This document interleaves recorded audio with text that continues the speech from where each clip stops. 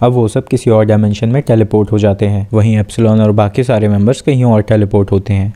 जेक अपने बहुत सारे क्लोन्स बना लेता है, पर डेल्टा उन्हें आसानी से हरा रही होती है। पर जेक से लड़ते वक्त डेल्टा नोटिस करती है कि यहाँ कुछ गड़बड़ है। जेक बताता है कि तुम जितना सैंक्चुरी के सेंटर के पास होगी, तुम्हारी मैजिकल पावर उतनी ज्यादा जल्दी ड्रेन होगी। तुम्हें क्या लगता है मैं तुम्हें यहाँ किस लिए लेके आया हूँ? दूसरी तरफ अल्फा नोटिस करती है कि जितना करीब सेंटर के जेक होगा, उतना ही उसकी पावर बढ़ेगी। जेक के जितने भी क्लोन्स को डेल्टा ने मारा था, वो फिर से खड़े हो जाते हैं। जेक कहता है कि मैं सोच रहा था कि मैं सेंटर के करीब तुम्हें और लेके जाऊं, पर इतना करीब तुम्हें हराने के लिए काफी होगा। अगले सीन में हमें अरोरा और सिड दिखाए जाते हैं, जो कि एक बैटलफील्ड की मेमोरी में पहुंचे हैं, जहां चारों तरफ लाशें ही लाशें हैं। यहाँ उन्हें फिर से यंग अरोरा दिखती है, जो कि एक बड़े से गड्ढे में रो रही है। अरोरा सिड से उसकी स्वॉर्ड लेके उस बच्ची को मारने जाने लगती है, ताकि वो इस मेमोरी को एंड कर पाए। पर इससे पहले कि अरोरा उसे मार पाती, जो सोल्जर्स मरे हुए थे वो जिंदा हो जाते हैं और उस पर अटैक कर देते हैं। सिड उसे बचा लेता है। अरोरा कहती है कि सैंक्चुरी हमें रिजेक्ट कर रहा है। सिड उससे पूछता है कि क्या होगा अगर तुम यहाँ मर जाओगी तो? अरोरा बताती है कि वो शायद उसी रूम में पहुंच जाएगी जहाँ वो दोनों पहले मिले थे। और हम देखते हैं कि सारे डेड सोल्जर्स अब ज़ॉम्बी जैसे बन चुके हैं और उनकी तरफ बढ़ रहे हैं। एप्सिलॉन के ग्रुप को एक सिक इंसान दिखाई देता है, पर जैसे ही वो एप्सिलॉन के थ्रू जाता है, वो गायब हो जाता है। एप्सिलॉन एक्सप्लेन करती है कि ये भी शायद कोई मेमोरी थी जो हमारी वजह से मटेरियलाइज हुई थी। इसके बाद वो सब एक आर्काइव में पहुंचते हैं, जहाँ बहुत सारी किताबें हैं, जिनमें एल्व्स पे किए गए एक्सपेरिमेंट्स और पोजेस की सारी जानकारी दी गई है। मित्सुगोशी ने कैमरा बनाया था शैडो के दी गई इन्फॉर्मेशन के बेस पे।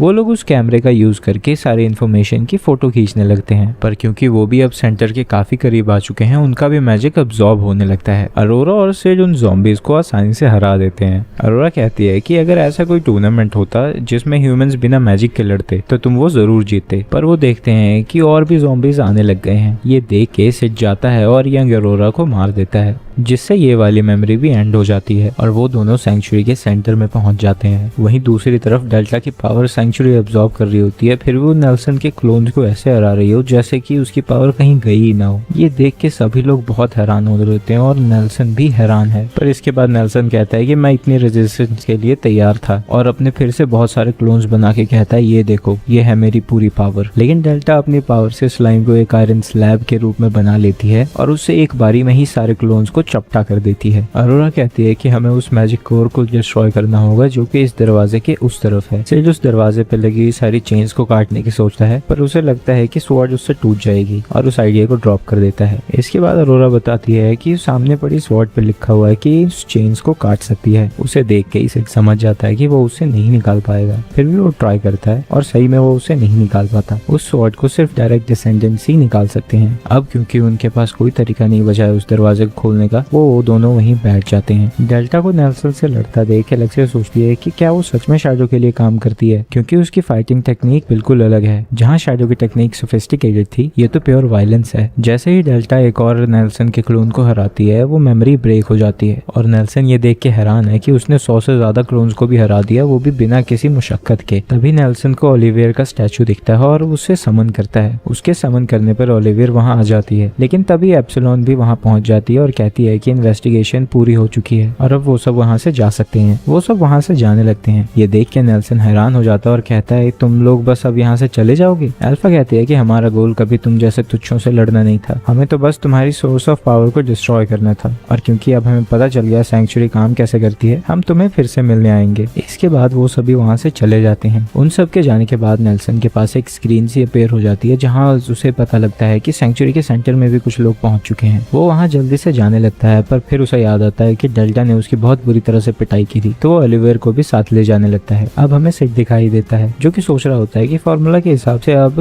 असली प्रोटैगनिस्ट के आने का टाइम आ चुका है। तभी वहाँ एक मैजिक सर्कल से कोई आने लगता है। ये देख के सिड खुश हो जाता है और कहने लगता है कि तो तुम आ गए प्रोटैगनिस्ट, हीरो के डायरेक्ट डिसेंडेंट, जो कि इस होली स्वॉर्ड को निकाल पाएगा। पर वहाँ नेल्सन को देख के सिड कहता है और ये तो टकला है। फिर सिड का ध्यान साथ में खड़ी ओलिवियर पे जाता है, जिसे देख के वो कहता है कि इसकी शक्ल तो अल्फा से मिलती निकलती है। नेल्सन सिड से कहता है कि तो तुमने अरोरा को उसको एक केज से बाहर निकाल दिया है। सिड अरोरा से पूछता है कि क्या तुम इस टकले को जानती हो। अरोरा कहती है कि नहीं, मेरी मेमोरी इनकम्प्लीट है तो शायद मैं इस टकले को नहीं जानती हूँ। इसके बाद नेल्सन कहता है कि तुमने इस विच की बातों में आके गलती कर दी, अब ओलिवियर तुम्हारे टुकड़े टुकड़े कर देगी। इसके बाद सिड और ओलिवियर में लड़ाई छिड़ जाती है, लेकिन सिड बस उसके अटैक्स को ब्लॉक ही कर पा रहा होता है और इसकी वजह से उसकी स्वॉर्ड भी टूट जाती है। पर इसके बावजूद भी उसके चेहरे पे एक स्माइल दिखने लगती है। ये देख के नेल्सन कहता है कि तुम हंस क्यों रहे हो। फिर जब सिड चेक करता है तो सही में देखता है कि वो हंस रहा था। इसके बाद ओलिवियर फिर से उस पर अटैक कर देती है, पर उसे वो डॉज कर लेता है, लेकिन इसके बाद वो उसे घायल करने में कामयाब होती है। सिड कहता है कि एक लड़ाई बिना कॉन्वर्सेशन के बहुत बोरिंग होती है, इसका कोई दिल नहीं है, ये मेरे किसी भी सवाल का जवाब नहीं दे पा रही है। नेल्सन ये सब सुन के कहता है तुम क्या बकवास कर रहे हो ओलिवियर, जल्दी उसे खत्म करो। लेकिन तभी अरोरा बीच में आ जाती है और उसे रुकने को कहती है। अरोरा सिड को समझाने की कोशिश करती है कि तुम्हें मेरे लिए मरने की कोई जरूरत नहीं है, अब तुम यहाँ से जा सकते हो, अभी तक मेरी मदद करने के लिए शुक्रिया। नेल्सन कहता है कि तुम उसे कैसे बचा पाओगी, तुम तो मैजिक भी नहीं यूज कर सकती, लेकिन अगर तुम हमारे साथ काम करने के लिए तैयार हो जाओ तो मैं इस बच्चे को जाने दूंगा। अरोरा कहती है किस चीज, कैसा काम। नेल्सन कहता है तुम और तुम्हारी याददाश्त, तुम्हारी वजह से हम कितने स्केड्यूल के पीछे हो गए हैं तुम्हें पता भी है, लेकिन अगर तुम हमारे साथ काम करने को तैयार हो जाओ तो हम इसे छोड़ देंगे। अरोरा इसके लिए तैयार हो जाती है। तभी से आगे आ जाता है और कहता है ऐसा कुछ नहीं होने वाला है, तुम लोग ये क्यों अज्यूम कर रहे हो कि मैं ये लड़ाई हार जाऊंगा, ये कितना ऑफेंसिव है तुम लोगों को पता भी है, मुझे तुम्हारी मदद की कोई जरूरत नहीं है। ये सब सुन के नेल्सन को गुस्सा आ जाता है और वो फिर से ओलिवियर को उसे मारने का ऑर्डर देता है और इस बार ओलिवियर उसके पेट में अपनी तलवार घुसा देती है।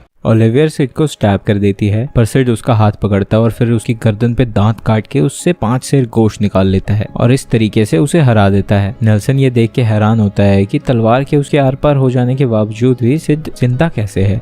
सिड एक्सप्लेन करता है कि अगर वाइटल ऑर्गन्स और आर्टरीज को बचा लिया जाए तो एक स्टैब से सर्वाइव करना काफी आसान है। नेल्सन कहता है एक बच्चे ने ओलिवियर को हरा दिया, वो भी बिना मैजिक यूज किए, ये तो सच में बड़ी कमाल की बात है, लेकिन जितना मैजिक एक सेंचुरी के सेंटर में पड़ा है उससे मैं क्या क्या कर सकता हूँ वो तुम सोच भी नहीं सकते। और हम देखते हैं कि वो हजारों ओलिवियर की कॉपीज को समन कर देता है। वो सभी सिड पे अटैक करने लगते हैं, पर सिड जब अपनी आंखें खोलता है तो वो अब मैजिक यूज कर पा रहा है और वो अपनी स्वॉर्ड की एक ही स्विंग से अपने आसपास की सारी ओलिवियर्स को हरा देता है। नेल्सन की आंखें फटी की फटी रह जाती हैं ये देख के कि सिड अपना मैजिक यूज कर पा रहा है। सिड उसे बताता है कि उसने बस अपने मैजिक को इतना सॉलिड कर दिया कि वो अब्सॉर्ब ना हो पाए। ऐसा करने में उसे कुछ समय तो लगा, पर ये बहुत ज्यादा सिंपल था। नेल्सन कहता है कि पर ऐसा किसी भी ह्यूमन के लिए इम्पॉसिबल है और फिर से ओलिवियर को उसे मारने का ऑर्डर दे देता है। अब सिड उन सभी ओलिवियर से लड़ने लगता है, पर लड़ाई की वजह से पहले का जख्म खुलने लगता है। ये देख के सिड कहता है अब खेलने का समय खत्म हो चुका है। सिड डिसाइड करता है कि वो एक ही अटैक से सारे ओलिवियर्स की कॉपीज को भी डिस्ट्रॉय कर देगा और उससे उस दरवाजे को भी खोल देगा जिसके लिए उस स्क्वाड को निकालना जरूरी था। सिड अपना मैजिक कास्ट कर ही रहा होता है कि ओलिवियर फिर से उस पे हमला कर देती है, लेकिन उसके बावजूद भी सिड अपना मैजिक रिलीज कर देता है। इसके बाद हमें उस अटैक का असली स्केल दिखाया जाता है, जिसकी वजह से पानी शहर के अंदर जाने लग चुका है। यह अटैक वहाँ खड़े शैडो गार्डन के मेंबर्स भी देख रहे होते हैं और अलेक्सिया और रोज भी।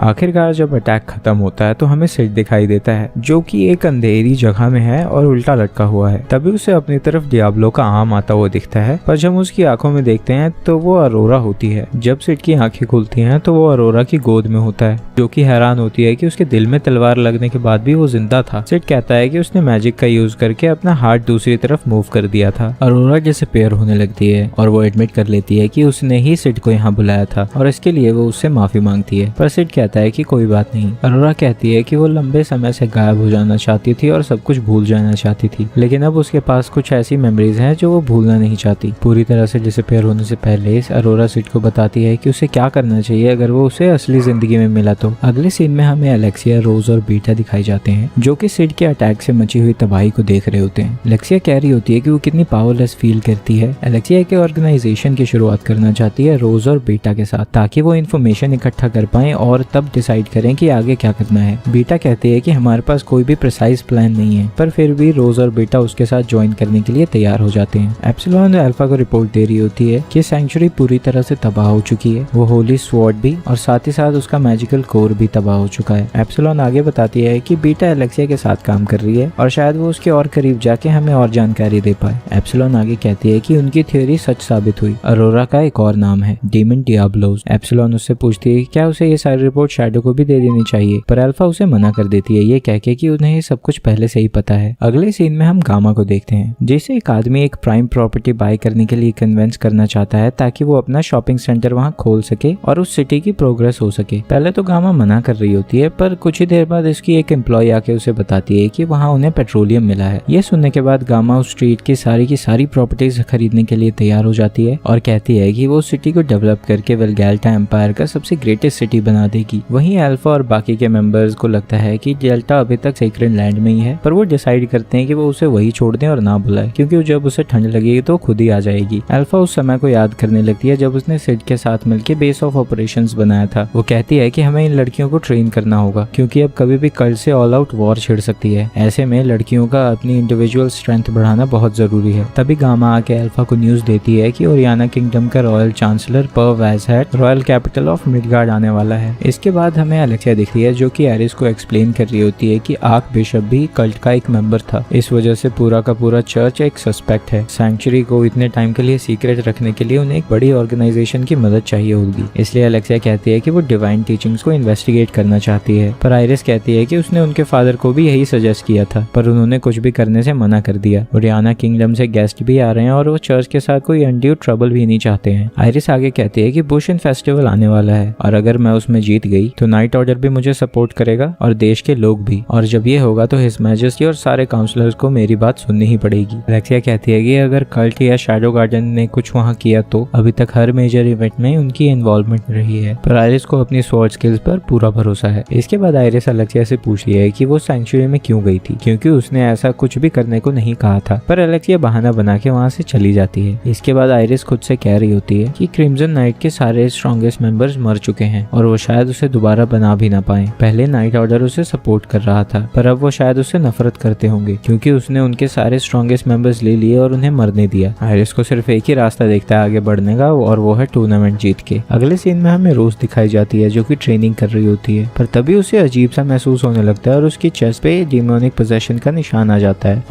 बुश इन फेस्टिवल शुरू होने वाला है और उसमें पार्टिसिपेट करने के लिए दुनिया भर से वॉरियर्स आए हुए हैं। ये देख के सिड का भी मन उसमें पार्टिसिपेट करने का करता है। सिड चाहता है कि वो सबसे कमजोर वॉरियर की तरह इसमें पार्टिसिपेट करे, जो कि एकदम स्ट्रॉन्ग वॉरियर्स को हरा के सबको शॉक कर दे, ताकि वहाँ मौजूद सभी लोग उसके बारे में बात करने लगे। इसके बाद सिड गामा से मिलने जाता है। वो उसे बताता है कि वो अपना रूप बदल के बुश इन फेस्टिवल में पार्टिसिपेट करना चाहता है। गामा पूछती है आप अपना रूप बदल के क्यों जाना चाहते हैं, पर सिड कहता है कि माफ करना, मैं ये बात तुम्हें नहीं बता सकता। तो गामा कहती है कि वो अब उससे कोई सवाल नहीं पूछेगी और अपने सर्वेंट्स को बाकी का सामान लाने को कहती है। इसके बाद गामा उसके चेहरे पे एक स्पेशल स्लाइम लगाती है जिससे वो उसके चेहरे को किसी भी तरह के शेप में ढाल सकती है। वो उसे अलग अलग पिक्चर्स दिखाती है और उससे पूछती है कि वो किस तरह का चेहरा पसंद करेगा। सिड कहता है कि उसे एक ऐसा चेहरा चाहिए जो कि कमजोर दिखता हो। ये सुन के गामा उसे मंडेन मैन का चेहरा सजेस्ट करती है। वो एक सुस्त आदमी और एक डार्क नाइट भी है, पर उसमें किसी भी तरह की कोई भी स्किल्स नहीं है। 5 साल पहले उसे उसकी फैमिली ने डिसोन कर दिया था, जिसके बाद वो बिल्कुल ही ऑर्डिनरी सी मौत मर गया। सिड कहता है कि ये तो परफेक्ट है, जिसके बाद वो उसके चेहरे पे एक प्रेशर कुकर जैसी मशीन लगा के उसका चेहरा बदल देते हैं। इसके बाद कैरेक्टर को सूट करने के लिए सिड अपना पोस्चर भी चेंज कर लेता है और आवाज भी मरी मरी सी कर लेता है। इसके बाद हम एना रोज को देखते हैं, जिसने गॉडेस के ट्रायल के दौरान एक एंशिएंट वॉरियर को समन किया था और उसे हराया भी था। उसके घटिया क्वालिटी के गेयर और बीमार जैसे शरीर को देख के एना रोज उसे रोकती है और उसे फेस्टिवल में पार्टिसिपेट करने से मना करती है। वो उसे कहती है कि अगर वो खुद को परमानेंटली डैमेज नहीं करना चाहता है तो वो बुश इन फेस्टिवल में पार्टिसिपेट ना करे। सिड उसे कहता है कि तुम्हें एक किताब को उसके कवर से जज नहीं करना चाहिए और कहता है कि मुझे तुम्हारी मदद की कोई जरूरत नहीं है। इसके बाद वो वहाँ से जाने लगता है और मन ही मन खुश हो रहा होता है। वो कहता है कि मुझे पता था कि ये डिस्गाइज काम करेगा, ये तो अभी ही इतने परफेक्ट तरीके से काम कर रहा है। अब सबको लग रहा है कि मैं कितना वीक हूँ और जब मैं अपनी पावर सबको दिखाऊंगा तो सब कितने शॉक होंगे। तभी उसे सामने से आके क्विंटन रोकता है और कहता है कि उसे एना रोज की एडवाइस लेनी चाहिए। क्विंटन कहता है मैंने कई बार बुश इन फेस्टिवल में पार्टिसिपेट किया है, हर बार कोई ना कोई तुम्हारे जैसा ललल पलल सा आदमी आ जाता है और सारा मजा खराब कर देता है, इसलिए बेहतर यही होगा कि तुम पार्टिसिपेट ही ना करो। ये सुनने के बाद सिड कहता है एक चीज तो मैं पक्के तौर पे कह सकता हूँ, मैं तुमसे तो ज्यादा ही स्ट्रॉन्ग हूँ। ये सुनने के बाद क्विंटन को गुस्सा आ जाता है जो उसे खींच के मुक्का मारता है, जिससे सिड उड़ता हुआ एक ऐली में जाके गिरता है। क्विंटन उसके पास जाने लगता है और कहता है कि ये तुम्हारा लास्ट चांस है अपोलोजाइज करने का, पर सिड कहने लगता है कि सच में यार तुम्हारी पावर तो 3rd थर्ड क्लास है। इससे क्विंटन को और गुस्सा हो जाता है। सिड कहने लगता है कि मेरे पास कई सारे मूव्स हैं जिससे मैं इस आदमी को खत्म कर सकता हूँ, पर वो डिसाइड करता है कि वो ऐसा भी नहीं करेगा और मार खाता रहता है। अंत में एना रोज बीच में आ जाती है और कहती है कि अब तुम्हारे रुकने का टाइम आ चुका है, नहीं तो मुझे बीच में आना पड़ेगा। एना रोज सिड के पास जाती है और कहती है कि मैं इस लड़ाई को कभी भी रोक सकती थी, पर मैंने ऐसा नहीं किया क्योंकि मैं चाहती थी कि तुम बुशन फेस्टिवल से क्विट कर जाओ, यही तुम्हारे लिए बेहतर होगा। और उससे क्विंटन को पहले ना रोकने के लिए माफी भी मांगती है, पर वो ये देख के हैरान हो जाती है कि इतनी बुरी तरीके से पिटने के बाद भी उसके ऊपर एक भी खरोच नहीं आई है। इसके बाद सिड वहाँ से जाने लगता है, पर एना रोज उसे रोक के अपना इंट्रोडक्शन देती है और कहती है कि मेरा नाम एना रोज है, तुम्हारा क्या है? तो सिड कहता है मैन, मंडेन मैन, और वो फिर वहाँ से चलने लगता है। इसके बाद सिड स्केल से मिलता है जो कि टूर्नामेंट में फाइटर्स पे बैट करना चाहता है। वो एक्सप्लेन करता है कि टूर्नामेंट प्रीलिम से शुरू होगा और सिर्फ ताकतवर वॉरियर्स ही मेन टूर्नामेंट में जा पाएंगे। वो सिड को ये भी बताता है कि कौन कौन इस टूर्नामेंट को जीत सकते हैं। वहीं सिड सोच रहा होता है क्योंकि उसने अपनी ट्रू पावर टूर्नामेंट के एंड में दिखानी है, वो स्ट्रॉन्गर वॉरियर्स को कैसे हराएगा अपनी पावर को हाइड करते हुए। इसके बाद सिड को रोज मिलती है जो कि उसे बताती है कि उसकी अलेक्सिया और नात्सुमे के साथ दोस्ती हो चुकी है, पर अलेक्सिया और नात्सुमे आपस में झगड़ते ही रहते हैं। इसके बाद रोज सिड को बताती है कि वो अपने फादर से मिलने जा रही है जो कि उसे उसके फियांसे पर्व एज़हेड से मिलवाएंगे। रोज आगे कहती है कि वो कैसे देश से बिलोंग करती है जो कि अपने आर्ट और कल्चर के लिए जाना जाता है। ऐसे में जब उसने ये डिसाइड किया कि वो एक नाइट बनना चाहती है तो उसने कई लोगों का दिल दुखाया था और कई लोग उससे नाराज भी हैं। जब वो छोटी थी तो उसे एक हीरो मिला था और उसी ने उसे इंस्पायर किया एक नाइट बनने के लिए। वो अभी भी अपने आइडियल्स को अबैंडन नहीं करना चाहती है, जिसकी वजह से उसे और भी कई लोगों को बिट्रे करना पड़ सकता है। वो सिड से पूछती है कि क्या वो उस पर भरोसा करता रहेगा। सिड कहता है हाँ बिल्कुल। अब रोज वहाँ से जाने ही लगती है कि सिड उसे रोकता है और उसे एक बर्गर दे देता है। अगले सीन में स्केल और सिड एक फाइट देख रहे होते हैं। सिड के पूछने पे स्केल बताता है कि वो डेटा इकट्ठा कर रहा है ताकि वो बेट अच्छे तरीके से कर पाए और जीत पाए। वो एक्सप्लेन करने लगता है कि कैसे वो अपने जीतने के ऑड्स को बढ़ा सकता है और उसके लिए उसे पैसों की जरूरत होगी। वो सिड से पैसे मांग रहा होता है पर सिड उसे पूरी तरह से इग्नोर करने लगता है। तभी गोल्डी गिल्डेड उसके पीछे पहुंच जाता है और वो कहता है कि ये तुम काफी इंटरेस्टिंग काम कर रहे हो। स्केल उसे पहचान जाता है और कहता है ये तो गोल्डी गिल्डेड है, द अनबीटन लेजेंड। गोल्डी कहता है मुझे Goldie gilded the ever victorious golden dragon कहो। इसके बाद गोल्डी कहता है कि वो भी डेटा इकट्ठा करता है जो कि उसे जीतने में मदद करता है। अगला मैच मंडेन मैन और गंजालेस मैकम का है। गोल्डी फाइट को एनालाइज करने लगता है और कहता है कि गंजालेस एक एक्सपीरियंस फाइटर है जिसने काफी सारी लड़ाइयां लड़ी हैं। उसकी बैटल पावर 1364 है। वहीं मंडेन मैन एकदम ही कमजोर है, उसे तो शायद स्वॉर्ड पकड़ना भी नहीं आता, पता नहीं वो थर्ड राउंड तक कैसे पहुंच गया। उसकी बैटल पावर है 33। गोल्डी एक्सपेक्ट करता है कि गोंजालेस 1 सेकंड के अंदर अंदर जीत जाएगा। वहीं स्केल उसके एनालिसिस को देख के इम्प्रेस हो जाता है। फाइट शुरू होने के सेकंड्स बाद ही गोंजालेस जमीन पे गिरा पड़ा होता है। लोगों को लग रहा होता है कि वो खुद ही फिसल गया और नीचे गिर गया और मंडेन मैन विनर घोषित कर दिया जाता है। पर ये मैच एना रोज भी देख रही थी, जिसने देखा कि किस तरीके से मंडेन मैन ने क्विकली 2 पंचेस उसके चिन पे लैंड किए जिसकी वजह से वो नीचे गिर गया। पर गोल्डी ऐसे दिखा रहा होता है जैसे उसने ये एक्सपेक्ट किया ही था। वो कहने लगता है कि तुम डेटा इकट्ठा करके बेटर प्रेडिक्शन कर सकते हो, पर एक फाइट में कुछ भी एब्सोल्यूट नहीं होता। वो स्केल से कहता है कि या तो तुम ऐसे लोगों को ढूंढो जिनकी बैटल पावर ज्यादा हो और उन पे बैट करो, या तो वीक लोगों को ढूंढो और उनके ओपोनेंट्स पे बैट करो। कल 4th मैच होने वाला है गोल्डी और मंडेन मैन के बीच में। अगली सुबह स्केल सिड का दरवाजा पीटने लगता है। जब सिड दरवाजा खोलता है तो स्केल उसे एक न्यूज़पेपर दिखाता है और उसे बताता है रोज ने अपने फियांसे पर्व एज़हेड पे चाकू से हमला कर दिया और वो वहाँ से भाग चुकी है। कोई भी नहीं जानता कि वो कहाँ है। रोज की खबर अब अलेक्सिया और बीटा तक भी पहुंच चुकी है। बीटा कह रही होती है कि ओरियाना किंगडम इस मैटर को इंटरनली हैंडल करना चाहता है और उसने मिडगार्ड और बाकी सारे आसपास के किंगडम को भी कह दिया है कि वो इसमें इंटरफेयर ना करें, क्योंकि पर्व एज़हेड ओरियाना किंगडम के एक बड़े नोबलमैन का बेटा है। अगर उन्होंने रोज को पकड़ लिया तो उसे कड़ी से कड़ी सजा सुनाई जाएगी, पर क्योंकि वो रॉयल फैमिली से बिलोंग करती है तो शायद उसको डेथ पनिशमेंट ना दी जाए। अलेक्सिया चाहती है कि वो रोज को ओरियाना किंगडम से पहले ढूंढे ताकि वो उसकी साइड ऑफ स्टोरी भी जान पाए, लेकिन बेटा कहती है कि ऐसा करना ठीक नहीं होगा क्योंकि रोज चाहती तो हमें ये सब पहले ही बता सकती थी, पर उसने शायद इसलिए नहीं बताया ताकि वो किंगडम्स के बीच में कुछ भी रिलेशन खराब ना हो। पर अलेक्सिया कहती है कि इसलिए तो मुझे गुस्सा आया हुआ है, हम स्वॉन एलाइज थे फिर भी उसने हमें कुछ नहीं बताया। ये सुन के बेटा और इन्फॉर्मेशन इकट्ठा करने के लिए तैयार हो जाती है और अलेक्सिया अपनी सिस्टर से एडवाइस लेने के लिए जाती है। अलेक्सिया के जाने के बाद हम बेटा को एक शैडो गार्डन के मेंबर के साथ देखते हैं। बेटा उसे कह रही होती है कि हम अलेक्सिया को थोड़ी और इन्फॉर्मेशन दे सकते हैं ताकि वो इन सब में बिजी रहे और कुछ भी उल्टा सीधा करके मुसीबत में न फंस जाए। इसके बाद वो लड़की बीटा को इन्फॉर्म करती है कि रोज सूअर से होते हुए अंडरग्राउंड रूम्स में पहुंच चुकी है। वो एक कॉम्प्लेक्स सेट ऑफ टनल्स हैं जो कि छुपने के लिए बहुत ही अच्छी जगह है। बीटा उसे कहती है कि रोज पे नजर रखे। इसके बाद बीटा रिपोर्ट में लिखा हुआ पढ़ती है कि जैसे रोज भाग रही थी उसने कई बार अपनी चेस्ट पे हाथ रखा था जैसे कि वो दर्द में हो। अगले सीन में हम सिड और स्केल को देखते हैं जो कि बशन फेस्टिवल के मैच को देख रहे होते हैं। सिड न्यूज़पेपर में रोज के बारे में पढ़ रहा होता है। वो पढ़ता है कि रोज अपने फियांसे को मारने के बाद शायद अपने लवर के साथ भाग गई। ये पढ़ के वो सोचने लगता है कि रोज का कोई बॉयफ्रेंड भी था, मुझे तो पता नहीं चला। वहीं दूसरी तरफ स्केल अपनी सारी बैट्स हार रहा होता है और सोच रहा होता है कि कोई बात नहीं,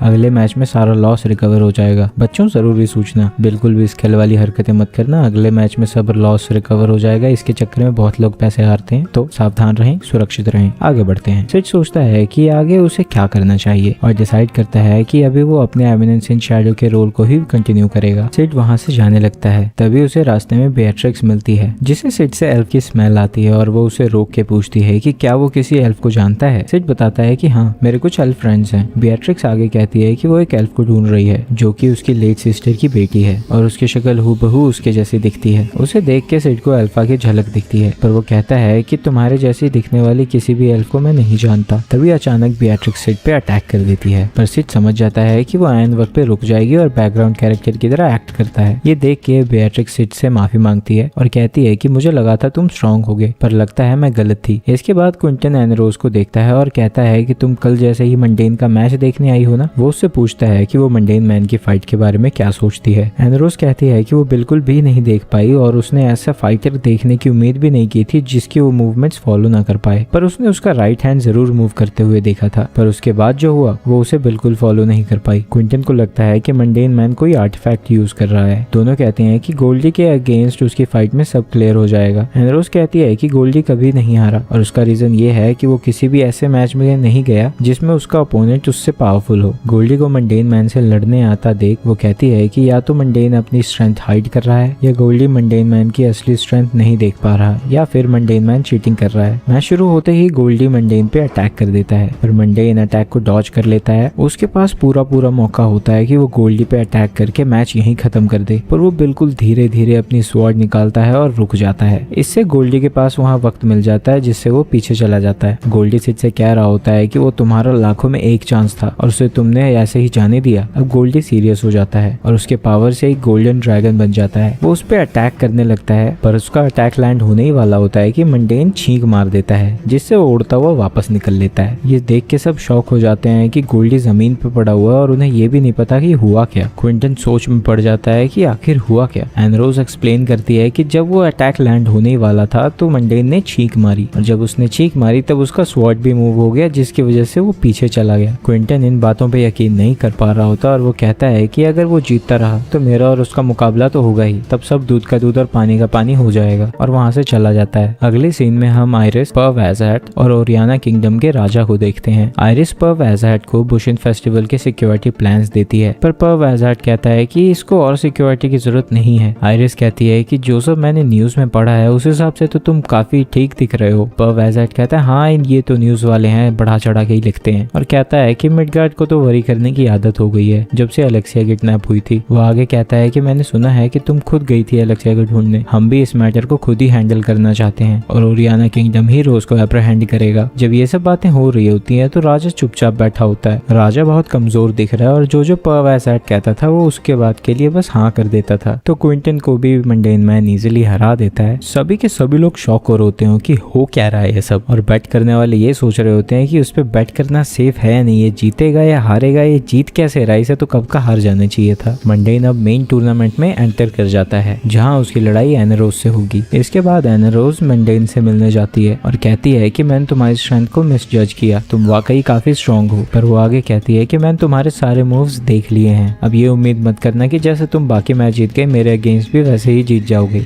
ये सुन के मंडेन मैन स्माइल करता है और अपनी आर्मर से एक प्लेट नीचे गिरा देता है जिसकी वजह से जमीन में एक छेद हो जाता है। ये देख के एनरोज शॉक हो जाती है। मंडेन मैन कहता है कि इन वेट्स को मैंने अपने रिस्ट्रिक्शंस के लिए रखा था, पर अब खेलने का समय खत्म हो चुका है। इसके बाद हम रोज को देखते हैं जिसपे कि ब्लैक नाइट्स हमला कर रहे होते हैं। रोज कोशिश करती है कि उसके हमलों से किसी की जान न जाए और वहाँ से भाग जाती है। अगली सुबह सिड अपनी लास्ट फाइट के बारे में सोच रहा होता है और उसे लगता है कि उसे एक स्लोगन की जरूरत है, लेकिन उसके दिमाग में कुछ आ ही नहीं रहा था। तभी हीरो दरवाजे पे आता है जो कि उसे कुछ इंपॉर्टेंट बताना चाहता था। वो सिड को बताता है कि रोज के सर पे एक बाउंटी है जो कि वो कलेक्ट करना चाहता है, लेकिन सिड उसके साथ जाने से मना कर देता है। तभी उसकी नजर उसकी बहन पे पड़ती है। वो फटाक से रेडी होता है और हीरो के साथ वहाँ से भाग निकलता है और बेचारी क्लेयर डोरबेल बजा रही होती है। इसके बाद हम फिर से सिड को देखते हैं जो कि जानना चाहता था कि आखिर रोज ने अपने फियांसो को स्टैब क्यों किया। तभी उसे कहीं से पियानो की आवाज आती है। वो धुन सुन के सिड को अपनी पुरानी लाइफ याद आती है क्योंकि वो भी काफी सारी धुन बजाया करता था पियानो पे, लेकिन जो धुन बज रही होती है वो सिड को जानी पहचानी लगती है। उसे लगता है कि उसकी तरह कोई और भी इस दुनिया में रीइंकार्नेट हुआ है, लेकिन जब वो अंदर जाता है तो देखता है कि ये धुन तो एप्सिलॉन बजा रही थी। एप्सिलॉन को देख के सिड का मुंह उतर चुका था और वो ये सुन के हैरान हो जाता है कि लोग उसे एक टैलेंटेड कंपोजर समझते हैं। एप्सिलॉन सिड को बताती है कि उसे ओरियाना किंगडम में परफॉर्मेंस करने के लिए बुलाया गया है। सिड उससे पूछता है कि क्या उसको कुछ रोज के बारे में पता है। इसके बाद वो वहाँ से चला जाता है। जाते वक्त उसे मॉल के सेंटर में एक पियानो दिखता है जिसे देख के उसके चेहरे पे अजीब सी स्माइल आ जाती है। बेटा एलेक्सिया को बता रही होती है कि लॉर्ड पर्व एज़हेड कल्ट से बिलोंग करता है। वो एलेक्सिया के इन्वेस्टिगेशन को थोड़ा स्लो डाउन करना चाहती है और वो टनल्स में रोज के क्लूज को ढूंढना जारी रखते हैं। इसके बाद हम रोज को देखते हैं जो सोच रही होती है कि क्या उसने सही डिसीजन लिया था, और वो उस दिन को याद करती है जिस दिन वो अपने पिता से काफी दिनों बाद मिली। लेकिन जब वो उनकी शक्ल देखती है तो वो रियलाइज करती है कि कुछ तो गड़बड़ है। ये देख के रोज समझ जाती है कि ये सारा करा धरा पर्व का ही है। वो उसे मार देना चाहती है, लेकिन उसने सारे नोबल्स को अपनी तरफ कर रखा है, जिसकी वजह से सारे नोबल्स उसके खिलाफ हो जाते हैं और उसके सर पे एक बाउंटी रख दी जाती है। इसके बाद रोज याद करती है कि पर्व एज़हेड ने उसे कहा था कि उसे बुशिन फेस्टिवल खत्म होने से पहले सरेंडर करना होगा, नहीं तो वो उसके फादर के जरिए दूसरे देशों के साथ जंग छेड़ देगा। उसे समझ नहीं आ रहा था कि वो अपने फादर को कैसे बचाए। वो सिड से शादी करना चाहती थी, लेकिन वो भी पोजेस थी और उसे लगता है कि उसकी एक ख्वाहिश कभी नहीं पूरी हो सकती। इसके बाद उसका पोजेशन थोड़ा और बढ़ जाता है। तभी उसे पियानो की आवाज आती है। वो पियानो की धुन को फॉलो करती है और जब वो वहाँ पहुँचती है तो सामने शैडो को देखती है। वो हैरान होती है कि शैडो इतना अच्छा म्यूजिशियन भी है। अचानक से शैडो उससे पूछता है कि वो क्या करना चाहती है, जिसके जवाब में रोज कहती है कि वो सबको प्रोटेक्ट करना चाहती है। शैडो उसे अपनी कुछ पावर देने को तैयार हो जाता है और कहता है कि इससे तुम अपना फ्यूचर चेंज कर सकती हो। रोज का पोजेशन क्योर हो जाता है और अब वो पहले से ज्यादा पावरफुल हो चुकी है। इसके बाद शैडो वहाँ से चला जाता है। तभी कुछ असासिन्स वहाँ आते हैं जो कि रोज को मारना चाहते हैं, लेकिन रोज उन्हें बड़ी ही आसानी से हरा देती है। रोज डिसाइड करती है कि वो शैडो गार्डन ज्वाइन करेगी। इसके बाद अलेक्सिया के सामने रोज अपीयर हो जाती है और वो अलेक्सिया को बताती है कि उसे नई ताकत मिली है। रोज अलेक्सिया को अपने प्लान के बारे में नहीं बताना चाहती। वो अलेक्सिया की जिंदगी खतरे में नहीं डालना चाहती थी। अलेक्सिया कहती है कि हमने एक दूसरे से प्रॉमिस किया था, लेकिन रोज बस सॉरी कहती है। ये सुन के अलेक्सिया को गुस्सा आ जाता है कि उसका दोस्त उसे कुछ बता नहीं रहा है और वो रोज पे हमला कर देती है। दोनों लड़कियां आपस में लड़ने लगती है, लेकिन रोज अलेक्सिया को आसानी से हरा देती है। इसके बाद हम सिड को घर जाता हुआ देखते हैं, लेकिन तभी अचानक से उसकी बहन उसके सामने आ जाती है। इसके बाद हम देखते हैं कि क्लेयर सिड का गला दबा रही होती है और उससे कह रही होती है कि तुमने मुझसे कहा था कि हम साथ में घर जाएंगे समर हॉलीडेज में। सिड कहता है कि मुझे तो ऐसा कुछ याद नहीं आ रहा, जिसके बाद क्लेयर उसे एक आखिरी चांस देती है और कहती है कि उसे उसकी फाइट बुशिन फेस्टिवल में देखने आना होगा, जिसके लिए सिड मान जाता है। अगली सुबह अलेक्सिया को पता लगता है कि बेटा दूसरे किंगडम में जाके अपनी रिसर्च कर रही है। उसने अलेक्सिया के लिए एक लेटर छोड़ा था जिसमें ओरियाना किंगडम के बारे में काफी इन्फॉर्मेशन थी। अलेक्सिया जानती थी कि बेटा उसे पसंद नहीं करती थी, लेकिन फिर भी बेटा ने उसकी मदद की। इसके बाद हम सिड को देखते हैं जिसे एक ही सीट के लिए वीआईपी लाउंज में ले जाया जा रहा होता है। वीआईपी लाउंज में वो आयरिस से मिलता है और वो ये जान के सरप्राइज था कि वो उसकी बड़ी बहन को जानती थी। सिड को लगता है कि वो गलत जगह पे आ गया है और वापस जाने लगता है, लेकिन आयरिस उसे रोकती है और कहती है कि वो उसकी छोटी बहन का दोस्त है तो यहाँ बैठ सकता है, और जीनन ने जो उसके साथ किया था वो उसके लिए उससे माफी भी मांगती है और वो उससे कहती है कि मैं उम्मीद करती हूँ कि तुम दोनों दोस्त बने रहोगे। जिस पे सिड कहता है कि हमारा रिलेशन दोस्ती का नहीं, एक मास्टर और कुत्ते का था। इसके बाद आयरिस कह रही होती है कि उसकी नजर एनारोस पे है क्योंकि उसने अपने सारे अपोनेंट्स को बहुत ही आसानी से हराया था। जिसके बाद सिड पूछता है कि वो और किसको देखना चाहती है, जिस पे आयरिस कहती है कि बेट्रिक्स को, लेकिन वो तो टूर्नामेंट में पार्टिसिपेट ही नहीं कर रही। सिड ये जान के हैरान होता है कि बेट्रिक्स फेमस है और वो वहाँ से चला जाता है क्योंकि फाइट के लिए उसे चेंज करना था। तभी सिड को अपने पीछे कोई स्ट्रॉन्ग प्रेजेंस फील होती है और जब वो मुड़ता है तो देखता है कि बेट्रिक्स है उसके पीछे। सिड बेट्रिक्स को बताता है कि उसने कभी एल्फ नहीं देखी थी और उसका बैग देख के उसे पता लगता है कि उसे चीज बर्गर्स बहुत ही ज्यादा पसंद थे। वहीं दूसरी तरफ एज़हेड आयरिस को भी पटाने की कोशिश कर रहा होता है। आयरिस उससे पूछती है कि उसके किंगडम का राजा उसके साथ क्यों नहीं है, लेकिन एज़हेड कुछ ना कुछ बहाना बना देता है और आयरिस से पूछता है कि क्या उसके फादर इस टूर्नामेंट को देखेंगे। इसके बाद मंडेन मैन और एनारोस की फाइट शुरू होने वाली होती है और पर्व एज़हेड श्योर था कि एनारोस ही इस लड़ाई को जीतेगी। वहीं एनारोस जानती थी कि मंडेन मैन ने अपनी पूरी ताकत को अभी शो नहीं किया था, लेकिन उसकी मूवमेंट से उसे इतना पता था कि वो एक नूब की तरह मूव करता था, तो वो उस पर अटैक कर देती है और उसे लगता है कि वो उसे अपने स्वॉर्ड स्किल से जरूर मात दे देगी। लेकिन तभी वो कहता है कि तुम मेरे ट्रैप में फंस चुकी हो और बड़ी तेजी से उस पर हमला कर देता है। एना रोज समझ जाती है कि उसका अपोनेंट बहुत ही ज्यादा डेंजरस है, तो वो प्लान करती है कि वो मंडेन मैन के अटैक करने का वेट करेगी, लेकिन मंडेन को पता था कि वो क्या कर रही है और वो उसे बड़ी ही आसानी से हरा देता है। वहीं ये दोनों बैठ के हैरान हो रहे होते हैं कि इतने स्ट्रॉन्ग योद्धा के बारे में किसी ने पहले सुना क्यों नहीं था, लेकिन आयरिस को यकीन था कि वो अपने फाइट में उस मंडेन मैन को जरूर हरा देगी। इसके बाद आयरिस अपनी फाइट की तैयारी करने चले जाती है और पर्व भी वहां से चला जाता है। उसे लगता है कि मंडेन मैन किसी अंडरवर्ल्ड से बिलोंग करता है और उसका शक शैडो गार्डन पे जाता है। इसके बाद हम देखते हैं कि आयरिस अपने अपोनेंट को बहुत ही आसानी से हरा देती है, लेकिन जब वो वहां से जा रही होती है उसे बियाट्रिक्स दिखती है और वो उसके पीछे भागने लगती है। इसकी वजह ये थी कि आयरिस उसकी बहुत बड़ी फैन थी और बियाट्रिक्स ने उसे एक चीज बर्गर ऑफर किया और वो उसे बताती है कि उसके मसल्स का राज ये चीज बर्गर्स ही हैं। शाम को हम सिड को देखते हैं जो कि मनी मन खिलखिला रहा होता है कि वो आयरिस को किस स्टूपिड तरीके से डिफीट करेगा। तभी उसको उसके कमरे के नीचे क्लेयर मिलती है जिसका इरादा उसकी बोटी बोटी करने का है क्योंकि उसने उसकी फाइट नहीं देखी थी। इसके बाद हम रोज को देखते हैं जो कि अपनी नई ताकतों का इस्तेमाल करके अपने किंगडम को बचाना चाहती है। इसके बाद हम आयरिस को देखते हैं जो कि अपनी फाइट की तैयारी कर रही होती है। जब से उसने बचपन में एक कमांडर को हराया था उसके कई लोग तारीफ करते थे। वो मिडगार्ड किंगडम की एक जीनियस थी। कई लोग उसकी ताकत को एडमायर करते थे, पर क्योंकि वो एक प्रिंसेस थी लोग उसे थोड़ा अजीब तरीके से ट्रीट किया करते थे। आयरिस के फादर उसकी बिल्कुल भी रिस्पेक्ट नहीं करते थे, ना ही मिडगार्ड किंगडम की सिक्योरिटी के बारे में उसके कुछ चलने देते थे, जिसकी वजह से आयरिस का प्लान था कि वो बुशन फेस्टिवल जीतेगी और सबको प्रूव करके दिखाएगी कि वो किंगडम को प्रोटेक्ट कर सकती है। अगले दिन हम देखते हैं कि सिड और आयरिस साथ में ही वीआईपी लाउंज में बैठे होते हैं और दोनों कॉफी एंजॉय कर रहे होते हैं। तभी वहाँ बियाट्रिक्स भी आ जाती है और सिड को पता लगता है कि बियाट्रिक्स को लोग वॉर गॉडेस भी बोलते हैं, जिसकी वजह से वो उससे भी फाइट करना चाहता है। वहीं हम दूसरी तरफ देखते हैं कि पर्व ने ओरियाना के किंगडम के राजा को जहर दे दिया था, लेकिन वो उसे मारना नहीं चाहता था क्योंकि उसे पता था कि ये सुन के रोज उसके जाल में जरूर फंस जाएगी। वो रोज का इस्तेमाल कल्ट के एक्सपेरिमेंट्स में करना चाहता था और इतना ही नहीं वो मिडगार्ड के किंगडम के राजा को भी मारना चाहता था ताकि वो एक वॉर शुरू कर सके। तभी बियाट्रिक्स पर्व को बदबूदार कहती है जो सुन के उसको गुस्सा आ जाता है और वो गार्ड्स को उसे बाहर निकालने को कहता है, लेकिन आयरिस उसे समझाती है और वो ये सुन के हैरान हो जाता है कि बियाट्रिक्स शायद वो लड़की हो सकती है जिसने हीरोज ब्लड को अवेकन किया था, लेकिन अब वो परेशान हो रहा था क्योंकि वॉर गॉडेस के सामने वो टिक नहीं सकता, जिसकी वजह से उसका प्लान धरा का धरा रह जाएगा। लेकिन वो श्योर था कि रोज जरूर यहाँ आएगी और वो उस मोमेंट में मिडगार्ड के राजा को मार देगा। वहीं दूसरी तरफ अब क्लेयर अपने फाइट के लिए जा रही होती है और जब वो मंडेन के सामने खड़ी होती है वो रियलाइज करती है कि वो बहुत ही ज्यादा स्ट्रॉन्ग है और उसने ये सारी फाइट्स लक के बलबूते नहीं जीती हैं। लेकिन जब वो लड़ाई के लिए तैयार होती है तभी उसे महसूस होता है कि जैसे उसकी गर्दन कट चुकी है। वहीं दूसरी तरफ क्लेयर को पता था कि उसके छोटे भाई ने उसकी फाइट नहीं देखी है और वो उसकी धुलाई करने के लिए उसे ढूंढ रही होती है। इसके बाद हम आयरिस को किसी अटैक को डॉज करते हुए देखते हैं और उसे पता लगता है कि वो अभी भी जिंदा है। आयरिस को समझ में नहीं आ रहा था कि आखिर हुआ क्या, क्योंकि मंडेन मैन तो अभी भी वहीं खड़ा था। जब वो लड़ाई के लिए दोबारा तैयार होती है तो उसे लगता है कि उसका पैर कट चुका है। वहीं दूसरी तरफ हम देखते हैं कि रोज वीआईपी लाउंज के काफी पास पहुंच चुकी है, लेकिन रास्ते में उसे काफी सारे कल्ट के मेंबर्स मिलते हैं जो कि मर चुके हैं। रोज को लग रहा था कि इसके पीछे भी शैडो गार्डियन का हाथ है और उसे वो कहते हैं कि वो अपने मिशन को पूरा करे। आयरिस अभी भी मंडेन मैन से लड़ रही होती है, लेकिन उसके हर एक मूवमेंट से उसे अपनी जान पे खतरा लग रहा होता है। वो रियलाइज करती है कि मंडेन मैन इस दुनिया का सबसे स्ट्रॉन्गेस्ट वॉरियर हो सकता है, लेकिन वो खुद को हारने नहीं दे सकती थी, तो अपनी सारी मैजिकल पावर के साथ उसके ऊपर हमला करने आगे बढ़ती है। लेकिन तभी वो बीच में रुक जाती है क्योंकि वो देखती है कि मंडेन मैन के हाथ से उसका स्वॉर्ड गायब है। तभी आयरिस रियलाइज करती है कि वो उसके ट्रैप में फंस चुकी है और वो उसे आसानी से हरा देता है। और आयरिस रियलाइज करती है कि वो अभी तक उसके साथ सिर्फ खेल रहा था। मिडगार्ड का राजा अपनी बेटी से निराश हो जाता है और वहां से जाने लगता है। वहीं पर्व हैज़ार्ड को यकीन नहीं हो रहा था कि उसने आयरिस को हरा दिया। बियाट्रिक्स भी मंडेन मैन से काफी इंप्रेस थी और वो भी उससे फाइट करना चाहती थी। तभी वहां रोज आ जाती है जिसे देख के पर्व हैज़ार्ड स्माइल करने लगता है क्योंकि सब कुछ अभी तक उसके प्लान के अकॉर्डिंग ही जा रहा होता है। रोज अपनी गलतियों के लिए माफी मांगती है और वो कहती है कि वो आगे भी गलतियां करती रहेगी। तभी उसके फादर हंसते हैं और कहते हैं कि वो उसकी सारी गलतियों को माफ कर देगा। रोज खुश थी कि कुछ समय के लिए ही सही उसके फादर अपनी कॉन्शियसनेस गेन कर पाए और उसने उनकी जान ले ली, लेकिन मरने से पहले उसने कहा कि वो अपनी बेटी से बहुत प्यार करता है। इसके बाद रोज अपनी भी जान लेने वाली होती है, लेकिन तभी वहाँ जिमी आ जाता है और वो सारे असासिन्स को मार देता है। ये देख के रोज रियलाइज करती है कि जिमी ही वो लड़का है जिसने उसे बचपन में बचाया था। वो शैडो में ट्रांसफॉर्म हो जाता है, लेकिन रोज उसे स्टाइलिश बैंडेड स्लेयर करके बुलाती है। रोज उसे बहुत ही ज्यादा एडमायर करती है क्योंकि जब बचपन में वो किडनैप हो गई थी तो उसी ने उसकी जान बचाई थी और उसने खुद का इंट्रोडक्शन स्टाइलिश बैंडेड स्लेयर कह के ही दिया था। वो रोज से कहता है कि तुम्हारी लड़ाई अभी खत्म नहीं हुई है और रोज डिसाइड करती है कि वो अपने किंगडम को शैडोज में रह के प्रोटेक्ट करेगी। पर्सी अपने गार्ड्स को बुलाने की कोशिश करता है, लेकिन शैडो गार्डन ने उसके सारे सोल्जर्स को मार दिया है। तभी बियाट्रिक्स शैडो पे अटैक कर देती है क्योंकि वो उससे लड़ना चाहती थी। आयरिस ये देख के शॉक हो जाती है कि जिसने उसे मैच में हराया वो कोई और नहीं शैडो ही है। मिडगार्ड के राजा को रिपोर्ट किया जाता है कि एक फाइट शुरू हो गई है। वहीं पर्व हैज़ार्ड ओरियाना किंगडम वापस जा रहा है और क्लेयर अपने भाई को भी ढूंढ रही है। वहीं दूसरी तरफ शैडो बीएट्रिक्स के सारे अटैक्स को इजीली ब्लॉक कर रहा होता है और उसे एक सीक्रेट टेक्निक दिखाना चाहता है, लेकिन बीएट्रिक्स उसके अटैक को भी ब्लॉक कर लेती है। वो बार बार अचानक से ही उसके पीछे प्रकट होने लगा था, जिसकी वजह से बीएट्रिक्स उसके अटैक्स को प्रिडिक्ट नहीं कर पा रही थी। जिसके बाद शैडो उसे कहता है कि वो उसकी रिस्पेक्ट करता है क्योंकि वो एक स्ट्रॉन्ग अपोनेंट है। तभी वहाँ आयरिस आ जाती है जो कि एक लेजेंडरी आर्टिफैक्ट से शैडो से लड़ना चाहती है। शैडो कहता है कि वो उस पर खरोंच भी नहीं डाल सकती। तभी आयरिस गुस्से में उस पर हमला कर देती है, लेकिन आयरिस के अटैक उस पर लैंड ही नहीं हो रहे थे। शैडो उसके सारे अटैक्स को आसानी से डॉज कर पा रहा था। आयरिस को यकीन नहीं हो रहा था कि उसके सारे हमले फालतू में जा रहे थे, तो वो फिर से उस पर हमला करती है। लेकिन फिर शैडो बीएट्रिक्स से लड़ने लगता है और आयरिस को पूरी तरह से इग्नोर कर देता है, लेकिन ये आयरिस को और गुस्सा दिला देता है। इसके बाद हम रोज को देखते हैं जिसके पीछे अल्फा आ जाती है। इसके बाद हम देखते हैं कि शैडो बीएट्रिक्स और आयरिस दोनों से लड़ रहा होता है, लेकिन वो दोनों के साथ सिर्फ खेल ही रहा है। जिसके बाद वो चाहता है कि उसके पास भी वेपन्स हो, तो जानबूझ के आयरिस के अटैक को डॉज नहीं करता और अपने फेवरेट वेपन्स को ढूंढ लेता है। जिसके बाद वो क्रोबार से दोनों से लड़ने लगता है। इसके बाद वो दोनों को क्रोबार्स की असली पोटेंशियल दिखाना चाहता था और अपने अटैक पोजीशन में आ जाता है। वहीं दूसरी तरफ अल्फा रोज से कह रही होती है कि उसके पास दो ऑप्शंस हैं, या तो वो अकेली लड़ सकती है या तो शैडो गार्डन को ज्वाइन कर सकती है। रोज को लगता है कि शैडो गार्डन उसके किंगडम को सेव करने में मदद कर सकता है, इसलिए वो शैडो गार्डन को ज्वाइन करने के लिए मान जाती है। वहीं आयरिस शैडो से पूछ रही होती है कि उसका असली नाम क्या है, तो शैडो कहता है कि उसका नाम शैडो ही है और यही उसकी असली फॉर्म है। वहीं बीएट्रिक्स शैडो के साथ अपनी फाइट को एंजॉय कर रही होती है और वो खुद का परिचय देती है। तभी शैडो थोड़ा और कूल दिखना चाहता था, तो वो उन दोनों को एक और सीक्रेट टेक्निक दिखाता है। शैडो आयरिस को एक वीकलिंग की तरह ट्रीट कर रहा था, जिसकी वजह से उसे गुस्सा आ जाता है और वो उस पे फायर अटैक से हमला करती है, लेकिन शैडो उसके हमलों को आसानी से डॉज कर लेता है और वो बीएट्रिक्स से लड़ना जारी रखता है, जो शैडो को एक क्रोबार को डिस्ट्रॉय कर देती है। इसके बाद हम मैन रोज को देखते हैं जो कि इस उम्मीद में खड़ी होती है कि उसे फिर से मंडेन मैन को देखने का मौका मिलेगा, लेकिन वो तो यहाँ बीएट्रिक्स से लड़ रहा होता है जो कि उसके अटैक को ब्लॉक करने में कामयाब होती है। शैडो बीएट्रिक्स की तारीफ करता है और वो उसे एक ट्रिक सिखाना चाहता है, लेकिन तभी वहाँ आयरिस आ जाती है और उस पर हमला कर देती है। शैडो उन दोनों से कहता है कि तुम दोनों मुझ पे खरोच भी नहीं डाल सकते, लेकिन आयरिस उसे हर कीमत पे हराना चाहती है, पर शैडो उसे बड़ी ही आसानी से मात दे देता है। जिसके बाद वो बीएट्रिक्स को भी जमीन पे पटक देता है और दोनों को दिखाता है कि वो असल में कितना ज्यादा स्ट्रॉन्ग है। शैडो लड़ाई जीत चुका था, लेकिन आयरिस हार नहीं मानना चाहती थी